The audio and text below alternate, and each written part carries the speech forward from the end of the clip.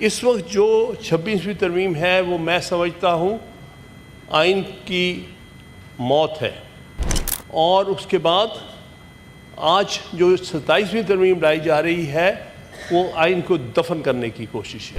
کسی سیاسی جماعت کو ذاتیات پہ نہیں اترنا چاہیے، نہ یہ غصے نکالنے چاہیے کہ کسی ہماری جماعت کے خلاف یا ہمارے لیڈر کے خلاف یہ فیصلہ کیا گیا۔ تاریخ میں فیصلے صحیح بھی ہوتے ہیں اور غلط بھی ہوتے ہیں، اس سے عدالتیں بیان نہیں کر دی جاتی۔ آئین جو کہ پاکستان میں پہلی دفعہ ساری قوم نے متحد تھی، اس کی دھجیاں بکھیر دیں، پہلے ضیاء الحق نے اور بعد میں مشرف نے۔ اس کو آئین اور آئینی ترمیم کہنا جو ہے، یہ دونوں الفاظ کی نفی ہے۔ 26ویں ترمیم اور 27ویں ترمیم لے کے آنی، اس سے تو جو کچھ بھی کیا تھا وہ نگیٹ ہو گیا۔ جو اوریجنل آئین تھا اس کی روح ختم ہو گئی۔ آج جو 27ویں ترمیم لائی جا رہی ہے وہ آئین کو دفن کرنے کی کوشش ہے۔ ہم کوئی ایسا اسٹیپ لیتے ہیں جس سے آئین مسخ ہوتا ہے اور عدالتی نظام تباہ و برباد ہوتا ہے، تو اس کو سب بھگتیں گے، ووٹ ڈالنے والے بھی بھگتیں گے اور آنے والی نسلیں بھی بھگتیں گی۔ آپ جانتے ہیں کہ جب 10ویں ترمیم لانی تھی تو تقریباً 6 ماہ لگے تھے۔ ایک کمیٹی بنائی گئی تھی ساری پولیٹیکل پارٹی کہ ہم اس ترمیم کو مانتے ہیں کہ یہ آئین کو اس کی اپنی روح پر لے کے آ رہی ہے۔ بہت بہت شکریہ، آج آپ نے مجھے یاد کر لیا، ورنہ ایسے موقعوں پر مجھے 26ویں ترمیم پہ بات کرنے کی اجازت نہیں دی تھی، جو کہ مجھے بہت آج تک افسوس ہے۔ علی ظفر صاحب نے بڑے ہی تفصیل سے یہ جو سو کالڈ 27ویں ترمیم کے بارے میں بات کی ہے، اور وہ بھی بنیادی جو نقطے ہیں آئین کے ان کے بارے میں بتایا ہے، جس کے خلاف یہ لائی جا رہی ہے۔ لیکن حقیقت یہ ہے کہ یہ در حقیقت اس کو آئین اور آئینی ترمیم کہنا جو ہے، یہ دونوں الفاظ کی کبھی آئینی ترمیم اس طرح سے نہیں لائی جاتی۔ پہلے آپس میں بیٹھ کے کنسنسس کیا جاتا ہے اور اس کے بعد آئینی ترمیم لائی جاتی ہیں۔ آپ جانتے ہیں کہ جب 10ویں ترمیم لانی تھی تو تقریباً 6 ماہ لگے تھے۔ ایک کمیٹی بنائی گئی تھی ساری پولیٹیکل پارٹی کہ ہم اس ترمیم کو مانتے ہیں کہ یہ آئین کو اس کی اپنی روح پر لے کے، آئین کو اپنی اصل شکل میں لے کے آ رہی ہے۔ بالکل صحیح کہا علی ظفر صاحب نے کہ جو 2 ترامیم تھیں جو ڈکٹیٹر لے کے آئے تھے، 8ویں ترمیم تھی ضیاء الحق کے دور میں اور 15ویں ترمیم تھی اس کے مشرف کے زمانے میں۔ ان دونوں ترامیم نے بے حد نقصان پہنچایا تھا، اور میں اس کا کریڈٹ دیتا ہوں اس وقت کی پارلیمنٹ کو، جس نے 2010 میں اصل شکل میں آئین کو بحال کیا تھا۔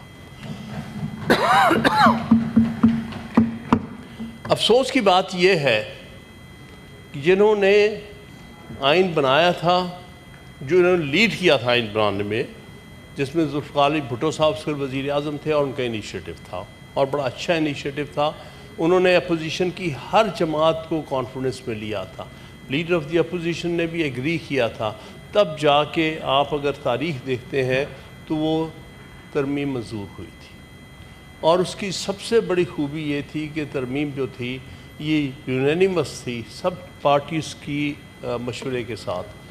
اس میں ولی خان صاحب بھی، جو اس وقت مین لیڈر آف دی اپوزیشن تھے، انہوں نے بھی ایگری کیا تھا، اور ساری جماعتوں نے ایگری کیا تھا۔ تو اس حوالے سے وہ آئین جو کہ پاکستان میں پہلی دفعہ ساری قوم نے متحد تھی، اس کی دھجیاں بکھیر دیں، پہلے ضیاء الحق نے اور بعد میں یہ بھی کریڈٹ پیپلز پارٹی کو جاتا ہے جو آپ کی پارٹی ہے، کہ 10ویں ترمیم جو 18ویں ترمیم ہے وہ بھی آپ کے دور میں آئی، اور اس میں بھی انیشیٹو لینے والے جو اس وقت چیئرمین تھے سینٹ، ان کا بہت بڑا ہاتھ ہے، کریڈٹ لیتے ہیں وہ ہمیشہ اس بات کا۔ اب سمجھ میں نہیں آ رہا کہ اس کے بعد کیا نیسیسٹی تھی کہ آپ نے 26वीं तरमीम और 27वीं तरमीम लेके आनी, उससे तो जो कुछ भी किया था वो निगेट हो गया। जो ओरिजिनल आइन था उसकी रूह, जो 18वीं तरमीम में आइन को फिर एक दफ़ा असली शक्ल में बहाल किया था, वो ख़त्म हो गया। इस वक्त जो 26वीं तरमीम है वो मैं समझता हूँ आइन की मौत है, और उसके बाद आज जो 27वीं तरमीम लाई जा रही है वो आइन को दफन करना। ये दोनों तरमीम जो हैं, ये दोनों तरमीम जो है हमारे लिए हकीकतन काबिल शर्म है।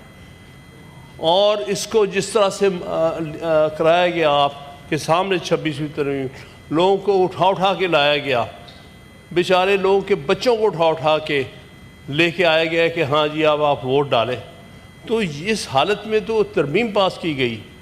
दूसरी बात यह है कि चंद लोगों को, पॉलिटिकल पार्टीज़ को ये शिकायत रही कि जब सही माने में अदलिया आज़ाद हुई तो उसने ऑर्डर पास किया 2 प्राइम मिनिस्टर्स को डिस्क्वालीफाई करने का, जिसकी वजह से 2 पॉलिटिकल पार्टीज़ को एक शिकायत पैदा हुई। अब उसका आंसर ये नहीं है कि वो पर्सनल हो जाए, वो पार्टी ज़ाती जो है अनात पे उतर आए कि जिस आइन के तहत जिस जुडिशरी ने उन्हें डिस्क्वालीफाई किया है, आज हम उस आइन को ही मसक करके रख देते हैं, हम उस आइन को ख़त्म कर देते हैं, हम उस जुडिशरी को ख़त्म कर देते हैं जिसने इतनी जुर्रत करके प्राइम मिनिस्टर्स को डिस्क्वालीफाई किया। मैं समझता हूँ फैसले बेशक कड़ी हद तक कंट्रोवर्शियल है, मैं उनकी सपोर्ट नहीं कर रहा, लेकिन इसका मतलब ये नहीं है कि इस गुस्से में कि फ़लाँ वक्त पे फ़लाँ चीफ जस्टिस था उसने ये फ़ैसला किया, उसके बाद ये चीफ जस्टिस था उसने ये फ़ैसला किया, इसलिए ये जुडिशरी की जो इंडिपेंडेंस है ये बहुत गलत चीज़ है, इसको ख़त्म कर दिया जाए। लिहाजा कभी भी किसी सियासी जमात को ज़ातियात पे नहीं उतरना चाहिए, ना ये गुस्से निकालने चाहिए कि किसी हमारी जमात के ख़िलाफ़ या हमारे लीडर के ख़िलाफ़ ये फ़ैसला किया गया। तारीख़ में फ़ैसले सही भी होते हैं और गलत भी होते हैं, उससे अदालतें बयान नहीं, क्योंकि फ़ैसला आपने वो गलत किया तो ये अदालत ही जो है उसको नाकाम और ख़त्म कर दिया जाए। तो मेरा कहने का मतलब ये है कि ये सोचने की बात है इस वक्त, तो अगर ये अदालती निज़ाम आपका ख़त्म हो जाएगा तो फिर उसके बाद किसके पास आप जाएंगे अपने बुनियादी हकूक़ के लिए, किसके पास जाएंगे अपने और हकूक़ बनाने के लिए? ये जो लोग इसको वोट डालेंगे और जिन्होंने 26 को हासिल करने के लिए एक मुस्तकिल ऐसा फ़ैसला किया, सारा आइनी निज़ाम और अदालती निज़ाम तबाह व बर्बाद होकर रह गया है। इसलिए चेयरमैन साहब मैं आपकी तवज्जो दिलाता हूँ, हम तारीख़ी मोमेंट पे बैठे हैं। अगर हम किसी वजह से भी, किसी भी ज़ाती अनात की वजह से, किसी भी ज़ाती रंजिश की वजह से हम कोई ऐसा स्टेप लेते हैं जिससे आइन मसख होता है और अदालती निज़ाम तबाह बर्बाद होता है, तो इसको सब भुगतेंगे, वोट डालने वाले भी भुगतेंगे और आने वाली नस्ल। ये वक्त है कि एक दफ़ा फिर सोचे कि इस किस्म की चीज़ नहीं होनी चाहिए। आपका बहुत बहुत शुक्रिया।